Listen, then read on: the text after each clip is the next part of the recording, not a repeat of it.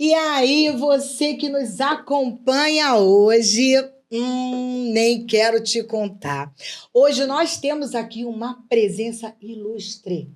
Alguém que você que já sofreu bullying, que já sofreu racismo, que já sofreu porque não sabia do diagnóstico de autismo. É com você, pai, mãe, professor, amigo, que nós estamos falando no dia de hoje. Então, acompanhe o nosso podcast, porque hoje ele vai simplesmente subir, ele vai ficar nas alturas. E antes de eu passar para a Eliane dizer para vocês quem é o nosso entrevistado, só quero dizer que ele tem hereditariedade assim toda famosa. Antes disso, compartilha. Vai lá, deixa um like, ajuda a gente, ajuda essas meninas lindas a fazer esse trabalho nesse podcast, o podcast mais cultural do Brasil. Nos ajuda aí e passa para aquela pessoa que você sabe que precisa. Beleza? Então, com vocês, Eliane vai contar. Gente, que honra, né, Daiana, receber. Uma honra, gente. Estamos muito felizes, né, e honradas em receber o nosso convidado, que ele é TED Speaker, antropólogo, Sim. jornalista, escritor, roteirista, ator, debatedor do Sem Censura. Ó, tô dando dicas, hein? Vocês não sabem quem é a avó dele, gente. Nossa, fã! Muito fã. Com você... Depois a gente fala. Com vocês, Ernesto Xavier! Apresentação. Ainda faltou assim, é lindo! Verdade. E, gente, muito obrigado. Eu estou realmente feliz de estar aqui, de saber que a gente vai poder falar sobre inclusão, sobre diversidade. E espero que realmente, como você falou, que ajude, que toque as pessoas, que cheguem quem precisa. Amém. Essa é a nossa missão. Importante. Ernesto, há pouco tempo, né, você divulgou nas redes sociais que você era autista. Sim.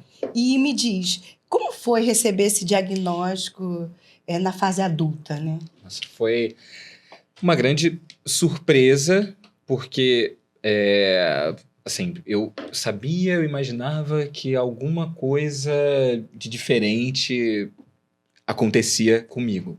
Mas eu nunca imaginei que pudesse ser autismo. Eu achava só que eu era esquisito, era como algumas pessoas achavam em algumas atitudes minhas, era como eu mesmo me achava, porque eu via que eu me sentia bem em situações como... Tipo, tá sozinho no meu quarto, fazendo as minhas coisas, nos meus hiperfocos, que eu não sabia também, eu não tinha nome para as coisas. E aí, já aos 38 anos, conversando com uma amiga que é psicóloga, ela chegou e falou assim: Ernesto, você nunca pensou em investigar autismo, buscar? Procura algumas informações a respeito, vai em busca, de repente pode ser bom para você. E aí eu entrei naquele foco, comecei a pesquisar.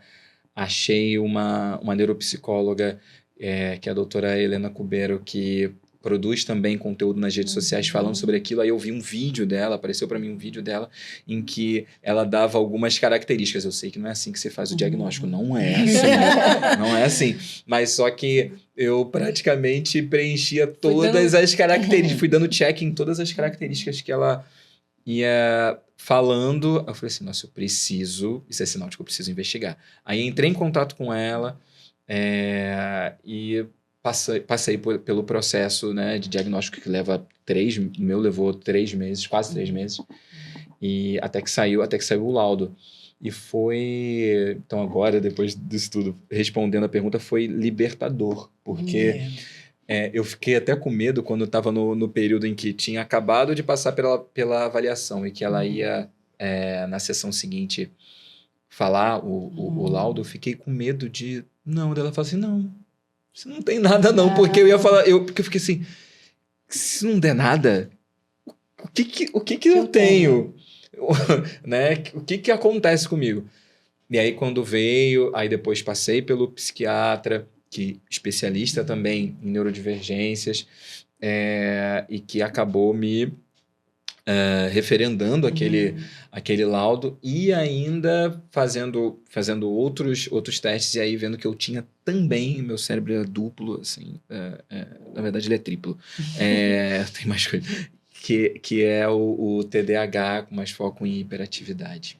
Uau! Então, as coisas começaram a fazer mais sentido e eu comecei a buscar formas de ter uma vida melhor, né? Foi isso, assim. Esse que é o complicado, né? Você passa, no meu caso, quase 40 anos sem saber. 30, eu achei que tivesse 18 no máximo. Eu tenho 40, faço 41 em agosto. É libertador. Eu vivi isso com a minha filha, eu posso imaginar como foi para você. E agora eu vou te perguntar uma coisa. Você antes não sabia de nada disso. Como é que foi viver na infância, né? Sem saber, mas achando que você tinha algo diferente? Nossa, na escola, eu lembro assim, a escola que eu fiquei mais tempo, né, que fiquei da 5ª série, que hoje é 6º ano, até o 2º ano do 2º grau do ensino médio. Eu sou antigo, gente. Aí eu já mostro qual é a minha idade mesmo, viu? Aí já denuncio. Eu criei, né, hoje eu entendo que eu criei métodos para parecer típico em algumas situações, mas isso demanda energia e cansa muito.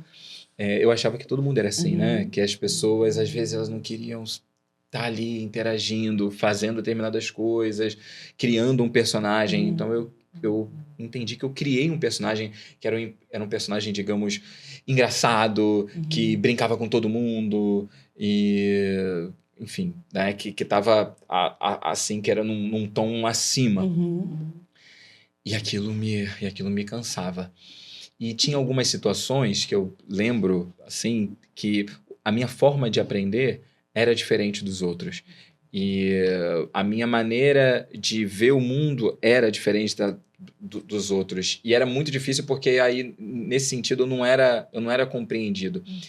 Eu conseguia absorver os conteúdos, assim, esse é o meu caso, né? Eu conseguia absorver os conteúdos muito mais rápido do que os outros e tudo se transformava meio chato. Né? Aí eu atrapalhava outros alunos, eu não sabia, até hoje eu não sei, hoje sei um pouquinho mais. A hora de interromper, de entrar num assunto, de fazer uma pergunta. Quando eu lia muito, né? Era o meu mundo, né? Lendo, eu lia jornal O Globo, de cabo a rabo aos 7, 8 anos de idade. E aí, então, chegava na escola, eu já sabia as coisas. Aí, enfim, isso se tornava, para um ponto, minhas notas nunca foram um problema, eu nunca precisei ficar parado dentro do quarto estudando. Mas eu acabava atrapalhando os outros. Aí eu lembro de uma situação em que a coordenadora chegou para minha mãe, e a coordenadora pedagógica, com uma pessoa que eu amo, admiro, a Norma, mas enfim, ela não tinha essa... eu não tinha o meu diagnóstico, ela não tinha... Ela fazia o melhor dentro daquilo que estava colocado para ela ali naquele momento. E aí... meus pais foram chamados à escola porque eu não era, digamos, humilde. Eu atrapalhava os outros, atrapalhava o desenvolvimento dos outros alunos. Aí minha mãe me deu um livro, que o título é A Infância Humilde de Grandes Homens. Eu fui buscar num sebo outro, hoje em dia, para eu ter. Eu tenho ele lá na minha na minha biblioteca, porque para eu poder ver ele. E aí eu tive que ler a história, aí lia sobre a história de Machado de Assis, sobre a história de, sei lá, de outras grandes personalidades brasileiras, para poder aprender com aquilo e passar um relatório, porque eu tinha que aprender a ser humilde assim. Mas é porque eu estava inquieto, eu queria mais, sabe? A mente é muito produtiva, né? Isso... Muito produtiva. Minha mente é muito produtiva, mas às vezes satura, e aí eu entro em, como se fosse chamam de meltdown, né? Eu entro em burnout, assim, estouro, pá, explodo. Porque minha cabeça não para. Então eu tinha essas dificuldades. encontrava o meu grupinho ali, acabava, por conta desse personagem que eu criava, falando com pessoas de diferentes grupos. Tinham aqueles que realmente não gostavam de mim, aí era um problema. E aí a minha maneira, eu era magricelo, pequeno ainda na época, usava óculos, fundo de garrafa. A maneira que eu quebrava eles era no argumento. Aí eles queriam vir na violência física, aí eu quebrava no argumento. E aí, enfim, era ruim, não era legal. Foi tão saudável, Não foi né? muito saudável. Não foi muito. Não é simples, né? Não era mesmo. simples. Eu falo até hoje que, assim, não queiram estar dentro da minha cabeça, porque é muito confuso. E por falar nessa confusão, quais foram, assim, as reações mais absurdas, assim, que as pessoas tiveram quando souberam que você era autista, que você teve o diagnóstico agora? Agora, muito recente, pouco né? tempo. Nossa, tem algumas coisas muito interessantes, né? Não vou dizer que é legais, porque não são legais. Mas você nem parece autista. São clássicos, as pessoas... E fala assim, para, isso não tem nada disso. Entendeu? Não, você é normal, você entendeu? Normalmente desacreditam. É o básico, assim, né? O que veio acontecendo, eu passo por situações diárias, né? E eu trabalho longe de casa, aí pego o metrô, eu tenho as minhas coisas que eu já tinha, e aí hoje é engraçado perceber, né, que tudo isso faz parte do autismo, que eu faço as coisas iguais, né, porque eu me sinto seguro. Então, eu entro no metrô, desço pela mesma estação, pela mesma escada, entro pela mesma porta, tento sentar no mesmo banco, ou então na mesma região. E eu vou com o meu cordão. Né? Eu tenho o cordão, tenho o documento, a carteirinha. Cada vez mais tem pessoas, muito por conta das mães atípicas, de pessoas que já entendem aquilo dentro das suas famílias, respeitam, tá tudo certo. As pessoas que não, acham que eu tô de graça ali. E aí eu já passei muito por situações, tanto dentro do metrô, no aeroporto, muito, as pessoas se sentem completamente à vontade para encostar em mim e chegar e bater assim, ó, levanta. Aí eu tô assim, oi. Constrangedor. E aí eu ando com um fone, porque eu tenho hipersensibilidade auditiva.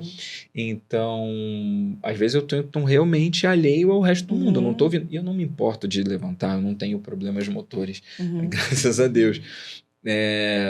Mas sei também que é meu direito. Às vezes tem outras pessoas que não têm qualquer problema, as pessoas parecem que vêm, me elegem, aí vem assim, né? Já apanhei de idosos que me batem. E já fui revistado no aeroporto como se eu estivesse carregando drogas para saber se eu estava levando cocaína. Não. Porque eles não achavam que um cara atípico estava entrando pela entrada de pessoas com deficiência, né? De preferencial. Então, aí deram um sinal do lugar da primeira barreira que eu passei até a segunda. E aí, essa em específico, já fui revistado outras vezes no aeroporto, mas essa em específico foi por uma desconfiança de que eu estava levando drogas, tanto que eles enfim, quando foi avisado de que eu era autista, falaram assim, então não, a gente só vai fazer um teste com ele. Aí passam um papelzinho que denuncia se você teve contato com drogas.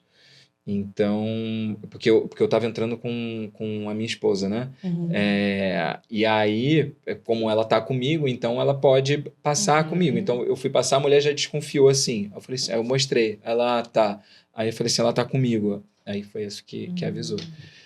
É incrível, né? Mas a gente ainda passa muito por isso, muito mesmo. Temos um longo caminho, né? Mas é bom pra gente... Mas é por isso que a gente tá aqui. Exatamente. Isso. Mostrar, falar, né? Autista não tem cara, autista tem direito. Não só os autistas, né? Como qualquer outra pessoa com deficiência. E a gente tem que respeitar, antes de julgar, de falar, tem que olhar e esperar para ver exatamente o que está acontecendo, né? Você passou por essa situação sem precisar. Não precisava ter passado por isso. A minha filha também passa. Minha filha também é linda, tá? E aí... mas ele é autista. É autista, entendeu? Porque autista não é feio, tá, gente? Não é? Ernesto, me diz uma coisa. A gente teve o censo, né? E aí a gente viu que os negros, eles têm... A grande maioria dos deficientes são negros. Mas, nos grupos de autistas, eles são subrepresentados. Sim. O que você tem a dizer sobre isso? Porque ainda não é simples o acesso ao diagnóstico, né? Ao processo diagnóstico. Os números dos Estados Unidos, por exemplo, eles mostram uma predominância, um número maior, uma porcentagem maior de pessoas negras. Então, se você transporta para cá, você percebe que existe uma subnotificação, né? Por exemplo, tinha condições financeiras para pagar uma profissional e fazer esse processo, passar para poder ter o laudo.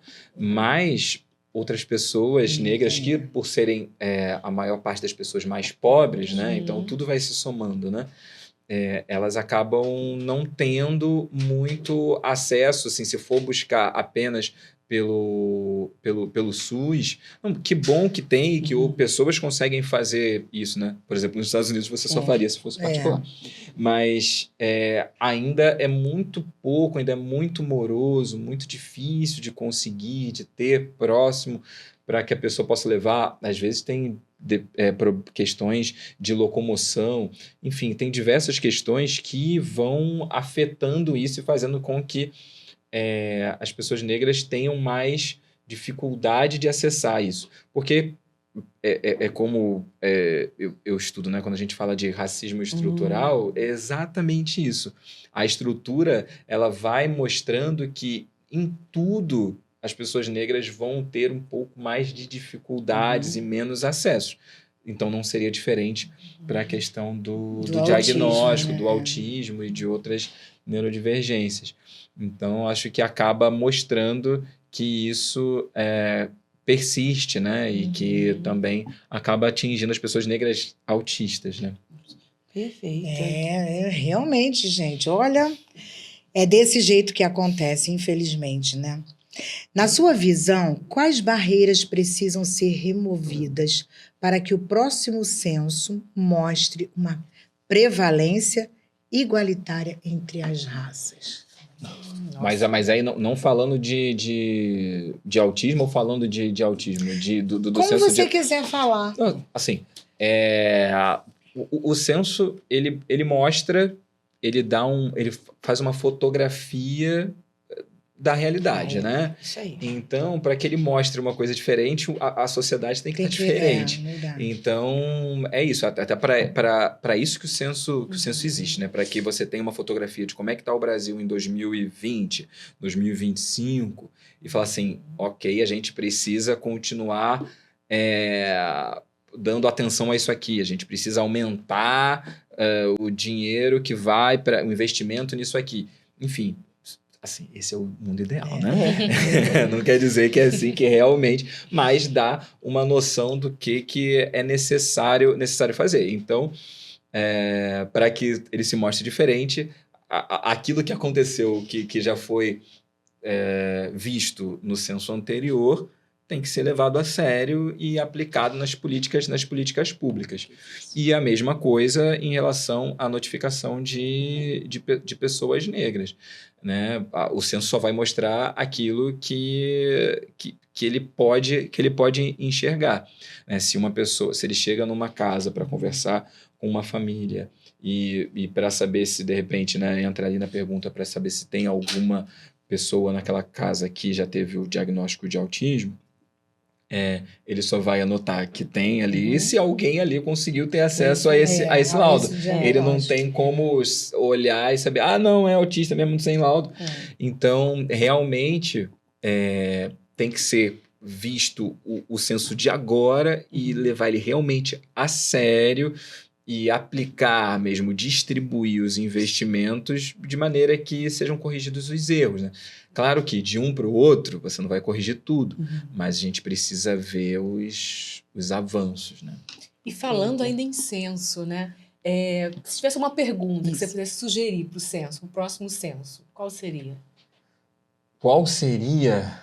Nossa, isso aí eu deveria ter pensado melhor, mas é porque tantas coisas, o censo ele tem muito, ele é bem abrangente, né? Eles vão soltando as pesquisas, tem aquelas majoritárias normais, né? Número da população, faixa de a renda familiar, Os dados, esses dados assim são os que vêm primeiro, e depois esses outros que são de correntes específicas, como de relação de questões de saúde, vão vindo depois.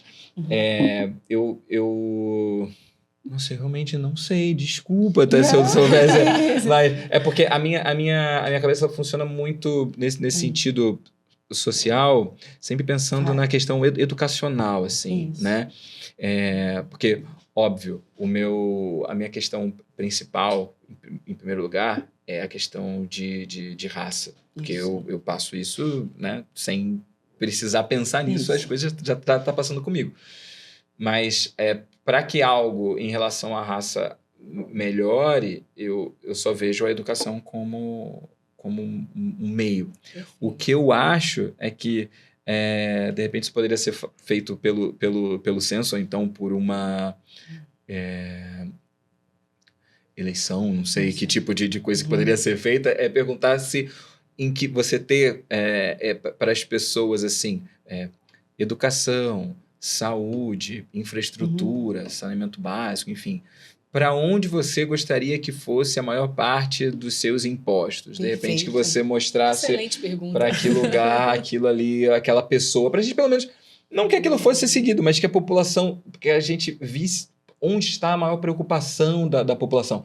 Porque, às vezes, para uma determinada região, por exemplo, se você for em alguns lugares no Ceará, você vai ver que a questão educacional, quando você vê até pelo Enem, que eles avançaram muito na educação pública, por exemplo. Então, de repente, a educação não vai ser a primeira coisa que vai aparecer como a primeira necessidade para investir mais. De repente, saúde, não sei. Em outros lugares, se você for no Rio de Janeiro, vai ser diferente. E assim, transporte, ou enfim, várias coisas vão surgir. Mas eu acho que deveria existir uma participação maior da população nesse processo de pelo menos uma porcentagem do orçamento, assim, que a gente pudesse ter uma gerência maior, né? E de repente isso poderia vir pelo censo. Talvez uma participação mais ativa, mais né? Ativa, né? Excelente resposta. Você falou muito da sua dificuldade na escola, né? Como foi difícil. Foi. Ainda mais, você era muito inteligente, né? É muito inteligente. Busco ser. Me diz uma coisa. Como foi ser uma criança negra, neurodivergente, sem saber que era também neurodivergente? Hoje eu vejo que as duas coisas se somavam, né? Porque já existia um olhar diferenciado para mim, porque eu era uma criança negra de classe média estudando numa escola particular considerada de elite na região que eu morava, né? Então, isso me transformava em um dos únicos negros da escola. E aí, tinham outros, mas tem outros fatores, né? Como a gente falou assim, tipo, eu era neto de pessoas famosas. Então, tipo, as pessoas olhavam, aquele ali! Então, estava sempre sendo apontado. Então,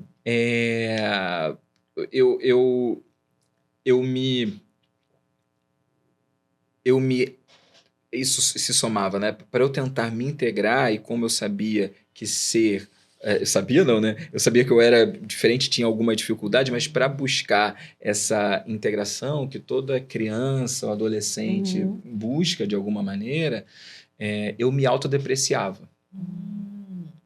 Então, isso tem a ver com as duas coisas, né? Tanto por ser negro como por ser neurodivergente sem saber, sem ter o laudo. Então, eu fazia piadas depreciativas comigo mesmo. E isso fazia com que os outros rissem e me E te incluísse no e grupo, me incluíssem no grupo. Isso era algo muito comum, não só na escola, mas em outros ambientes que eu passava, né? Que eu fazia muitas atividades. Então, e uma coisa que meus pais fizeram e fariam se eles já soubessem que eu sou neurodivergente ou não, é que eles queriam sempre me deixar, eu e minha irmã, deixar a gente bem ocupado.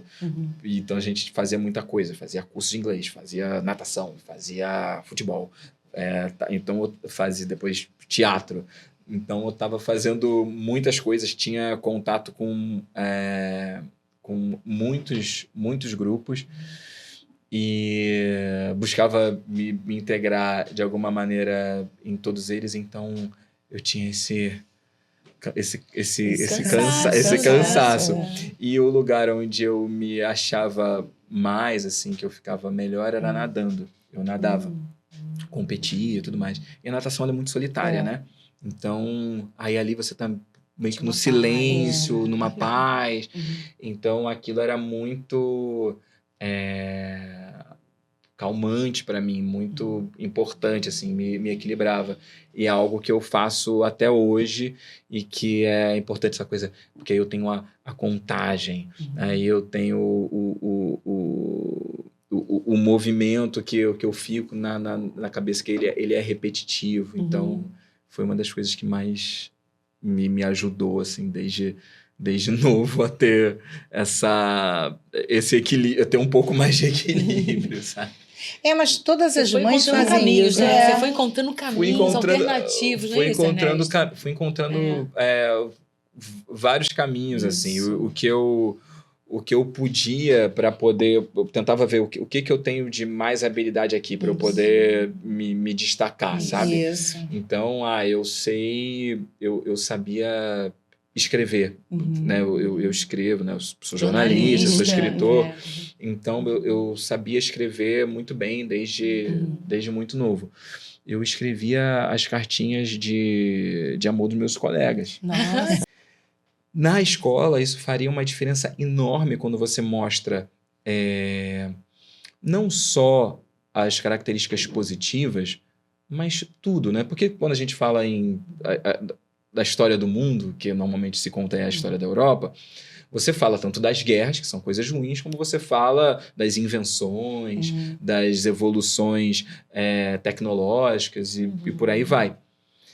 E você esquece de mostrar que na África, ou na Ásia, mas aí falando da África em específico, que é um caso muito importante para o Brasil, que ali é o berço da filosofia, é o berço da matemática, é o berço da arquitetura, urbanismo, é o berço de muitas... da agricultura, das técnicas de mineração. E a gente não sabe disso. Então, para nós crianças... Quando eu era uma criança, né? Para as crianças negras, os jovens negros, eles se sentem muito diminuídos e excluídos porque eles não se veem em nada. Não se veem nos livros, não se veem nos personagens. Então, aí, realmente, eles passam a ser os feios, porque aquilo que a gente não conhece é estranho, é feio. Eles consideram menos inteligentes, porque você não vê outros tantos no entorno que são falados como, nossa, esse é um inventor de não sei o que, ele era negro, esse é um inventor. Então, e aqueles que são os negros não se falam que são. Você não fala na escola que Machado de Assis era negro. Você não fala na escola que, enfim, outros tantos inventores, escritores e artistas e tudo mais eram pessoas negras. Você não fala que, por exemplo, se traziam pessoas escravizadas para cá para trabalhar em determinados tipos de serviço, você não trazia apenas os corpos, você trazia os conhecimentos deles. As técnicas de agricultura que foram aplicadas no Brasil, e o Brasil era um dos maiores exportadores de diversas commodities, eram técnicas que eram aplicadas na África e eles trouxeram para cá.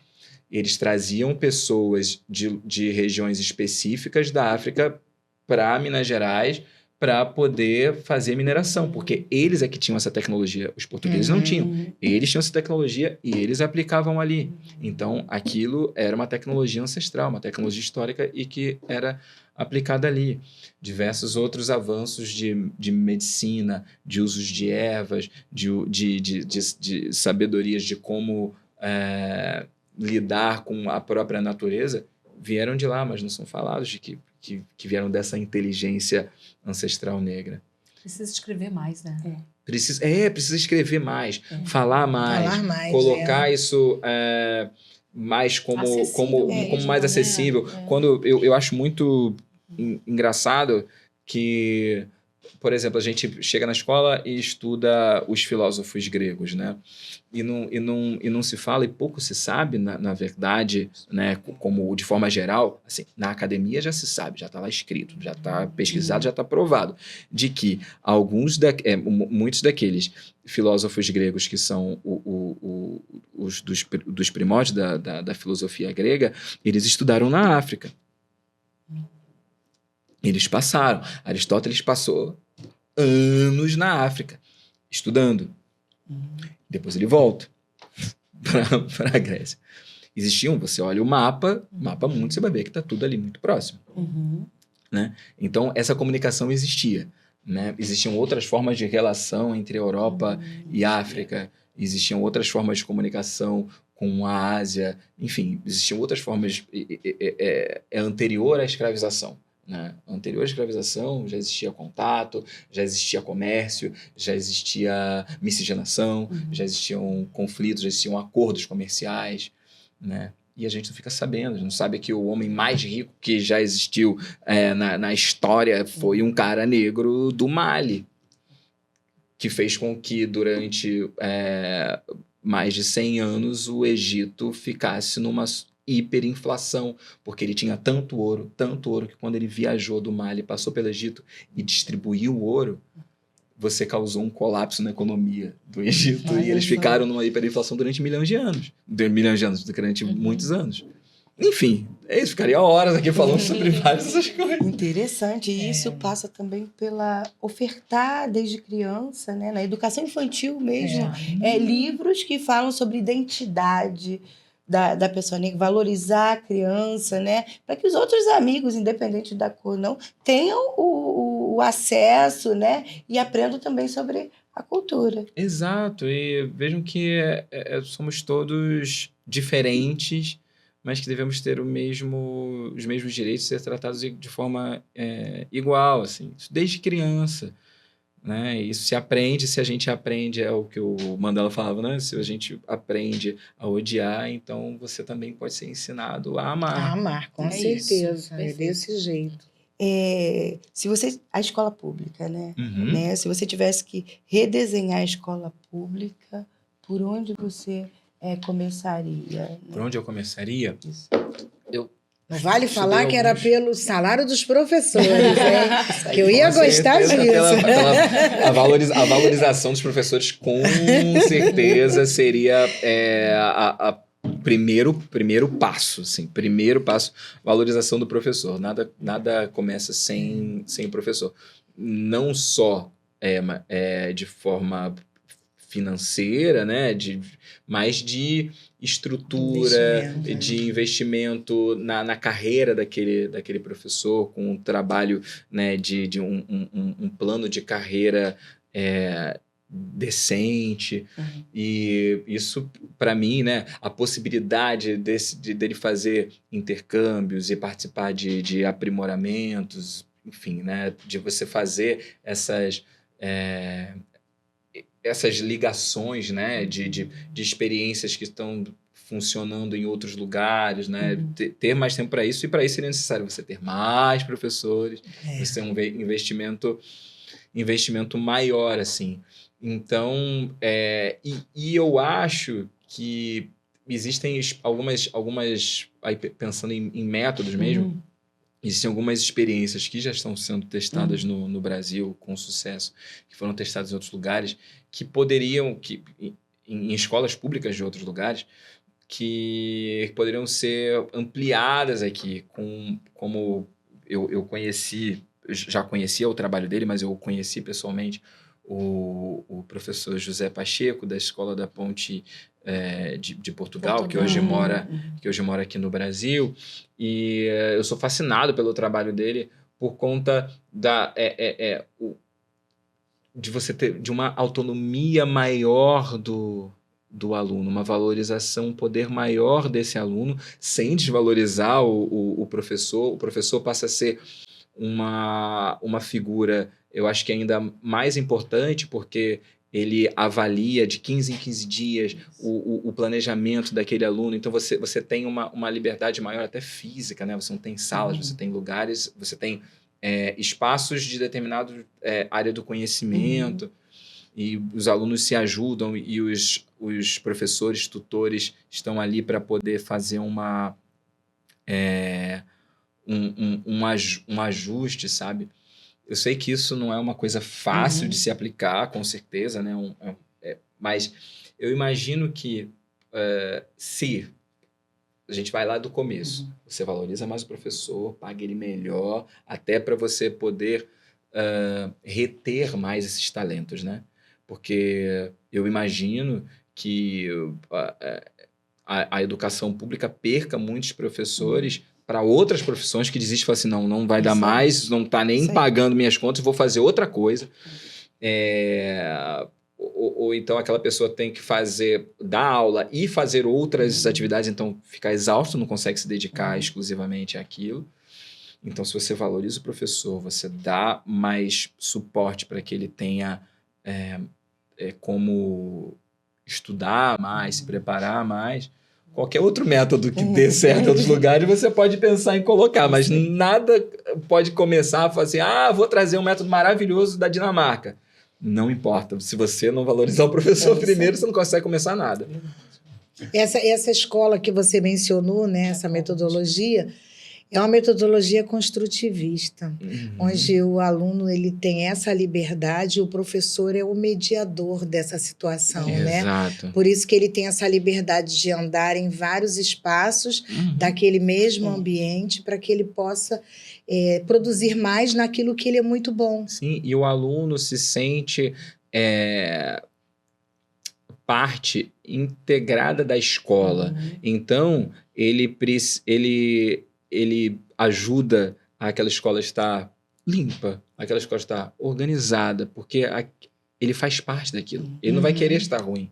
Então, ele precisa que a escola esteja bem para que ele esteja bem também. Então, eu acredito que isso, não só esse método, mas outros que acabam trazendo não só para o ambiente escolar, mas para a vida futura desses jovens, a maneira como eles vão lidar com o mundo, né? Se você aprende a ser educado ali dentro da escola, a respeitar o outro, a ter autonomia, a criar um plano e ser responsável com as coisas, né? Com o seu desenvolvimento, você vai continuar fazendo aquilo depois, né? Isso, é um processo que não para, um processo que vai ser levado adiante. E se torna co-participante dessa construção. E né? valoriza a escola. Né? Valoriza a escola, que é muito importante, e acredito também valoriza os profissionais, os professores e os outros profissionais da família escolar. Sabe? Perfeito. É incrível, né? Mas deveria ser assim. Deveria ser assim o tempo todo, né? Vamos lá, deixa eu te Bora. fazer aqui uma pergunta. Eu acho que você já respondeu quando a gente queria te perguntar, considerando dados e vivências, né? Qual é o plano de ação que você sugeriria para os educadores? Então, eu acho que Os você... educadores, nossa, que responsabilidade, nem sei se eu tenho essa capacidade. Você já não. sugeriu Você aí já bastante coisa. É porque... Perdão. Eu acho que tudo tem que começar pela educação, né? Pela escola. Por isso eu acho tão complicado hoje essa coisa de... Assim, se eu estiver errado no meu pensamento, mas assim, cada vez mais... A gente teve na pandemia uma necessidade de passar o ensino para ser EAD, ok, foi uma necessidade naquele momento, a gente passou aquilo. mas a gente precisa que as crianças, os jovens estejam integrados assim, para o desenvolvimento social, sabe? Para as habilidades sociais. Eu entendo que existem, por exemplo, alguns casos de homeschooling que são necessários por conta da característica específica de uma família, que vive viajando, né? Ok, para casos muito específicos, mas que isso seja algo completamente espalhado, universal, você também não ajuda ninguém, assim, não ajuda aquela criança, não ajuda a nação, não ajuda o mundo, não ajuda em nada. Então, eu acho que o ambiente escolar, muito mais do que a matéria, que você tem que passar, não, você tem que saber a raiz quadrada de 4, você tem que saber tal coisa, que são muito necessários para o desenvolvimento. Eu acho muito bizarro quando tem uns jovens agora que fazem vídeo, inclusive, falando assim, para que eu vou aprender a fazer raiz quadrada de não sei o quê? Eu não vou usar isso na minha vida. Porque é isso que desenvolve o seu cérebro. É para isso, não é para você... A educação, ela não toma lá da cá. Eu vou aprender isso aqui porque algum dia eu vou criar um celular novo. Não, é para você desenvolver abrir a mente, sinapses, né? Fazer conexões, né? Enfim. Então, eu acho que entender que aquele ambiente escolar, ele é muito mais do que a matéria que aprende, mas ele é um microcosmo onde você vai aprender a lidar com o resto do mundo depois. Quando os pais, inclusive, em geral, e os governantes também, entenderem isso, a gente vai melhorar muito, né? Porque a escola é muito mais do que a matéria do currículo escolar, né?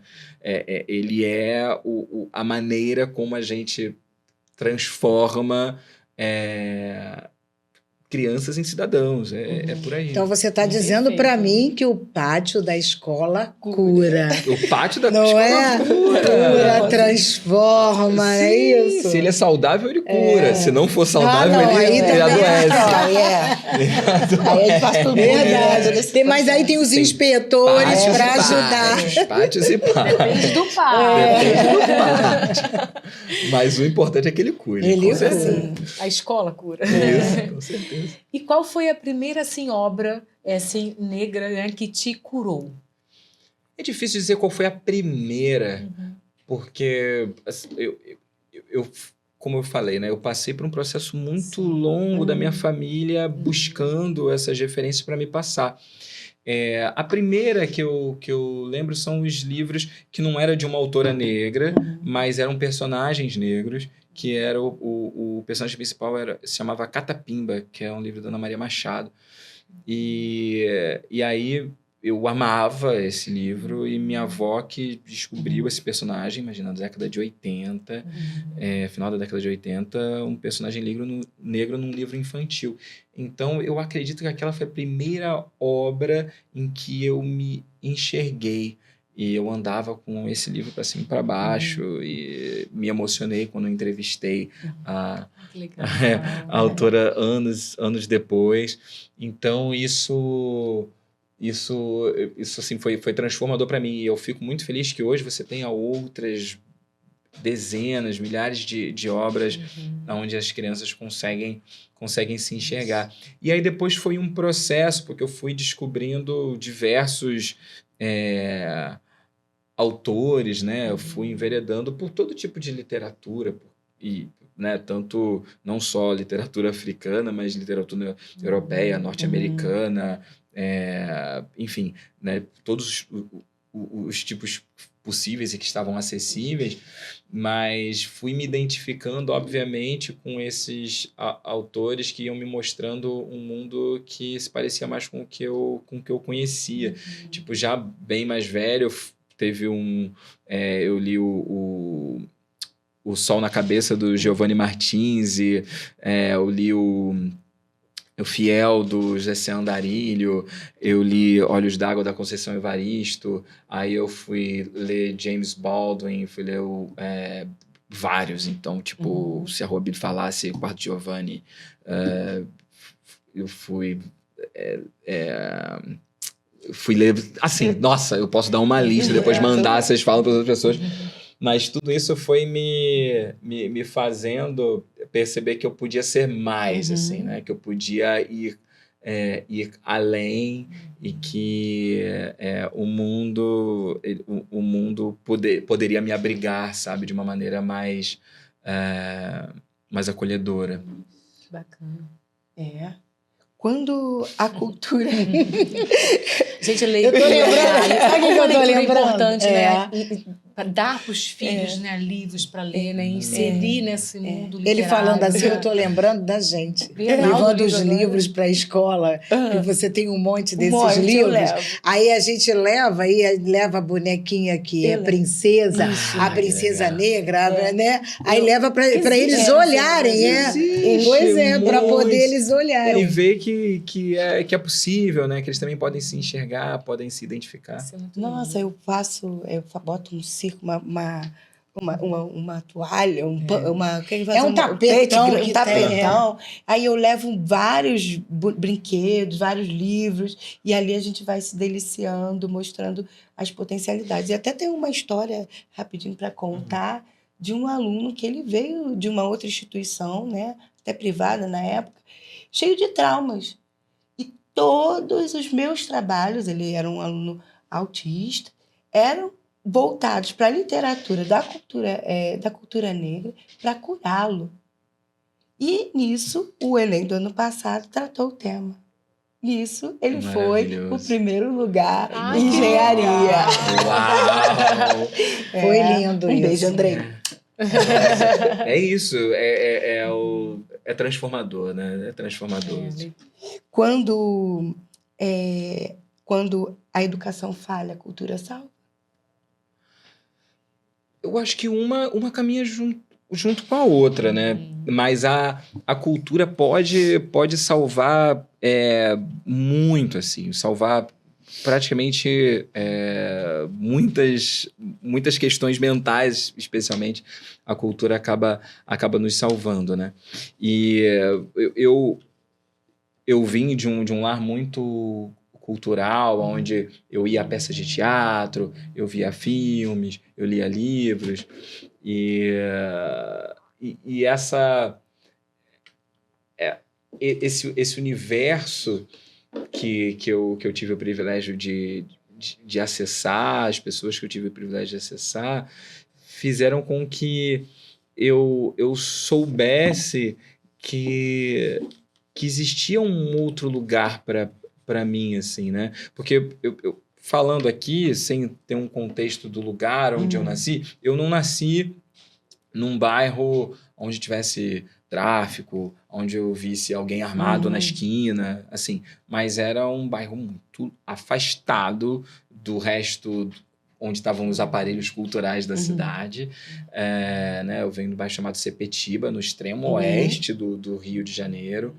E por estar nessa família que se dedicava à cultura, eu atravessava a cidade para poder ir no centro da cidade, que estava tendo uma exposição. Eu lembro, criança, minha avó me levou para a gente ver as esculturas do Rodin no museu. Aí levou para assistir, para ver as pinturas do Monet quando estavam lá em exposição. Enfim, a gente atravessava a cidade para fazer essas coisas, né?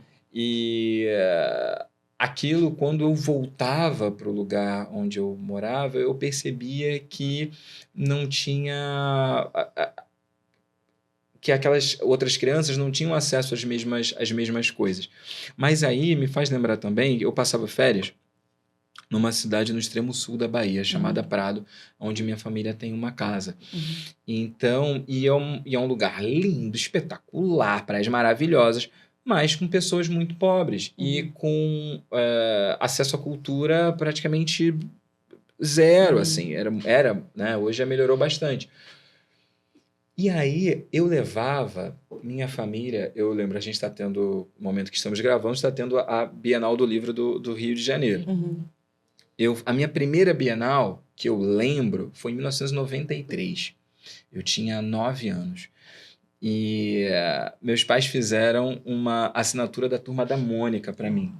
Então eu recebia, eu e minha irmã, a gente recebia de 15 em 15 dias, chegavam revistinhas lá em casa. E aí, quando eu ia para a Bahia, eu levava essas revistinhas. As revistinhas que eu já tinha lido. E aí, aquelas crianças que não tinha biblioteca na cidade, não tinha esses gibis no colégio, esse acesso, esses livros nos colégios que eles estudavam. Se fazia uma roda na varanda, na frente da minha casa, aquelas crianças todas lendo quadrinhos comigo. Então, é isso. Quando não tinha aquilo na escola, a educação, aquilo, pelos motivos estruturais dali, não dava acesso a isso, a cultura vinha, nesse caso, através da minha família, né, para lá. Alguns poucos anos depois, a minha tia, irmã da minha mãe, percebendo, né, essa falta lá na cidade, foi juntando com amigos no Rio e foi fazendo um processo longo de viagens para lá. E a gente construiu, eu ajudei criança a montar as estantes e fundamos a primeira biblioteca da cidade. Nossa, Coisa linda, né? Que era a Casa de Cultura Miguel Falabella, que o Miguel... que é meu tio Miguel, eu chamo assim, né? Tio Miguel. Ele foi o maior doador, né, de livros e de verba para poder ajudar na construção daquela biblioteca, e foi para a inauguração na época. Imagina, no auge do Sai de Baixo, não sei o que, ele aportou naquela cidadezinha, parou, pequeno, né? cidadezinha de 30 mil, 40 mil habitantes. E é isso, fundaram essa biblioteca, que depois virou uma casa de cultura e que hoje faz parte do aparelho da cidade, é comandado pela prefeitura, mas foi a primeira biblioteca de lá, enfim. Então, é isso. Eu aprendi com a minha família de que eu não faz o menor sentido eu ter tido acesso a essas coisas e não distribuir para os outros, assim. Eu não posso ficar com conhecimento só para mim. Isso aí. Isso é transformar vidas. Totalmente, né? Totalmente. Nossa. Muito bacana, parabéns. É lindo demais, gente. Muito lindo. Vocês estão gostando? Eu também. Vamos embora. Vamos lá. Por que é urgente colocar autores negros nos vestibulares? Eu quero te fazer uma pergunta. Por que tem tanta dificuldade de colocar, né? Por quê? Que será? Devia ser uma coisa que não deveria nem Pois precisar ser discutida. Tipo, simplesmente... Por quê? Professor. É porque a gente vem, né, do início. Se os professores nas universidades, eles não têm na bibliografia das suas cadeiras, das suas matérias, esses autores negros, como é que eles vão querer que isso exista no vestibular? Eles não sabem lidar. Então, isso era uma grande discussão na universidade quando a gente exigia que tivessem mais autores negros no nosso currículo da faculdade, do mestrado, enfim. Eles não sabem lidar. Então, quem elabora essas questões, ainda as questões que vão para o Enem, ainda estão buscando. Você tem vários professores lá que são super qualificados e que colocam, mas ainda são minoria. Né? Ainda são minoria e que trazem esse currículo, né? Trazem essa bibliografia tão importante que mostra outras formas de pensar e outros saberes, outras visões de mundo, sabe? É muito importante porque é difícil eu ter alguma conexão com assim, dá um exemplo bem esdrúxulo, com a menininha que passa o Natal numa cidade que está nevando e que ela faz uma lareira em casa. Porque eu nunca vi a neve. É quase igual o vovô viu a uva, né? O vovô viu a uva. Tipo, dezembro tá um calor que uva. dos infernos. Imagina se Papai Noel viesse pra cá com aquela roupa. Ele ia morrer desidratado, coitado. Isso. E não ia encontrar chaminé porque não tem. Então, é isso. Eu não vou querer meu presente porque não tem chaminé. Foi esse o problema que ele não trouxe meu presente. Então, se a gente transporta isso pro vestibular, né? A gente faz essa analogia, trazer cada vez mais aquilo que nos representa faz com que aquela prova ela seja muito mais inclusiva, Significativa, né? significativa, né?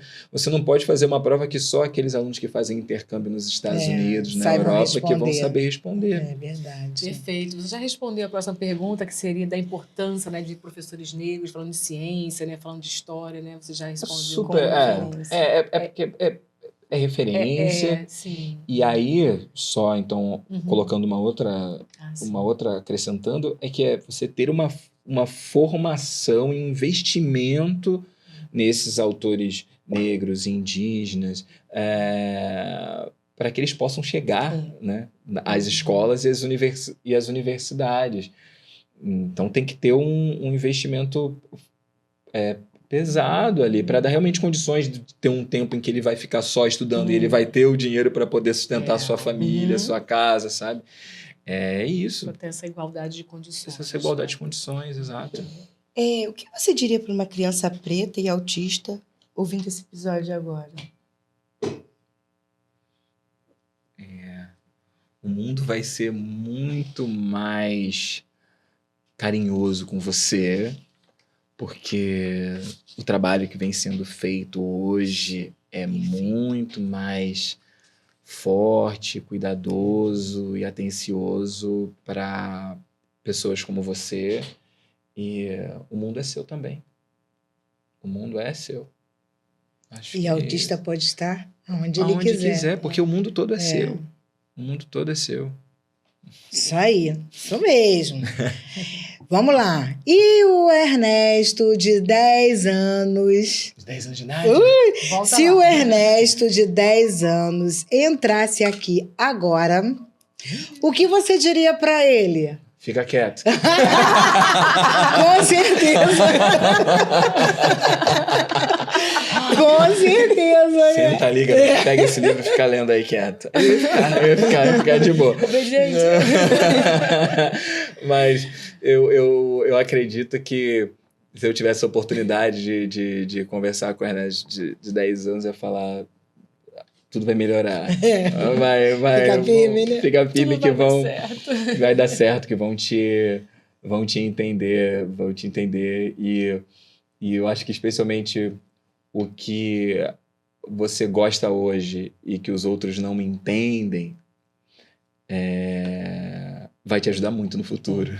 Isso aí. Os seus interesses, tipo assim, nossa, você estuda isso aqui, você tem um enorme interesse em tal coisa, e ninguém entende porque no futuro vai fazer sentido. Em alguns momentos vai parecer que não faz, mas depois vai fazer sentido. Vai fazer aquela diferença. Vai fazer né? muita diferença. É isso que vai te diferenciar. Perfeito.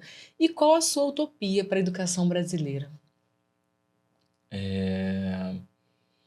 A minha utopia para a educação brasileira é que realmente a educação fosse um direito universal e não um privilégio dos que podem pagar.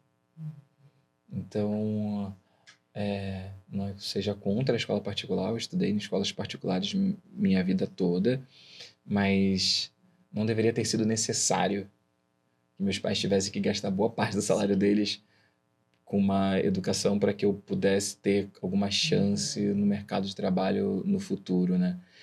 E não que muitas pessoas esplêndidas não saiam das escolas públicas, mas acho que a gente poderia fazer com que saíssem muito, muito mais. Então, o meu sonho para a educação é que ela seja universal, como pensou Anísio Teixeira. Assim, fazer uma escola pública universal, onde você tenha o mesmo que estuda no Santo Inácio na Escola Parque vai ter a mesma condição daquele que estuda na escola municipal, na escola estadual do seu bairro.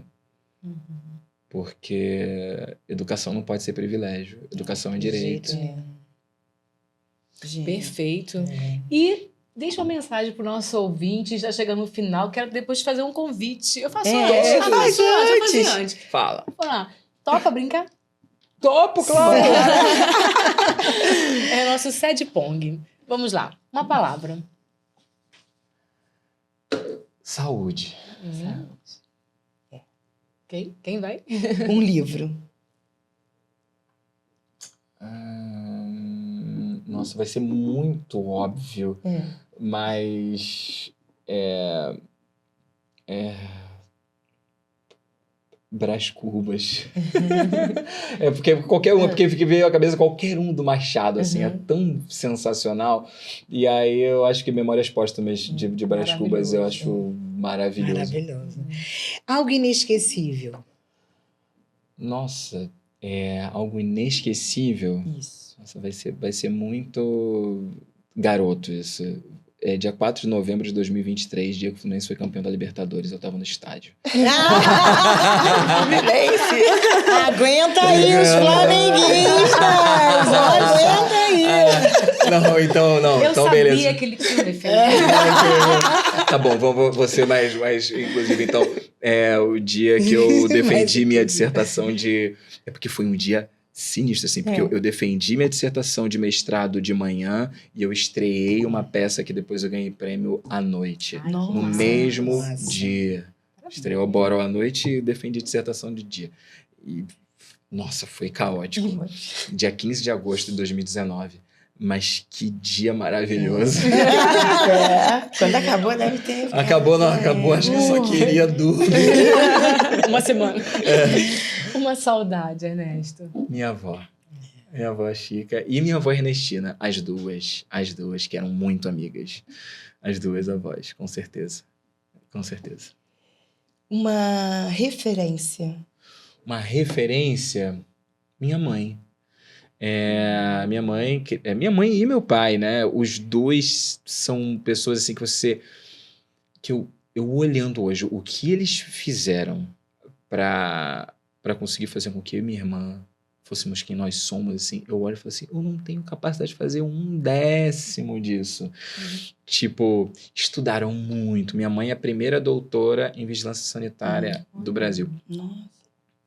Primeiro. Não tem antes. É a primeira. E, tipo, eu vi minha mãe indo, né, depois de muita batalha, eu tinha 8 anos, muita batalha passou 3 meses, conseguiu passar 3 meses na Inglaterra estudando. Meu pai e minha família ficaram cuidando de mim e da minha irmã aqui, sabe? Imagino a saudade que ela devia ficar de um filho de 8, uma outra de 5, né? Enfim, meu pai, que não teve as mesmas oportunidades, eu acho que minha mãe teve na infância, de acessos de educação e de estudo, assim, correu muito atrás, tipo, tem 2 faculdades, né? É um cara, assim, tipo, sensacional. Então, acho que, né, pode parecer óbvio para muitas pessoas, falei do meu pai, falei da minha mãe, mas eu não tenho como não reconhecer isso. Com certeza. E um sonho? Um sonho porque é um sonho contínuo, né? Eu já publiquei, mas eu quero publicar muitos livros. Eu acho que esse é o meu sonho, assim. Ver outras crianças, jovens, adultos negros chegando na livraria e pegando assim e se identificando com o que eu tô colocando ali, que eu tô escrevendo, ou abrindo portas para um novo mundo. E vai conseguir. Vai. Tô trabalhando por isso. Trabalhando por isso. E a sua mensagem para os nossos ouvintes? O que você diria para eles? Continuem escutando aqui, vendo o C3Dcast, porque, assim, eu já participei de outras entrevistas, de mesas redondas. O que vocês se prepararam e colocaram de perguntas aqui, dificilmente se encontra. Então, valorizem isso aqui que está sendo feito. Então, o recado valorizem quem produz conteúdo de qualidade, de verdade, que se dedica para colocar algo que faça a internet valer a pena. Entendeu? Porque a gente fala assim, nossa, a internet é um ambiente nocivo. Depende do que você está buscando. Então, busquem pessoas assim, que fazem esse tipo de trabalho e outros, né, que divulgadores científicos,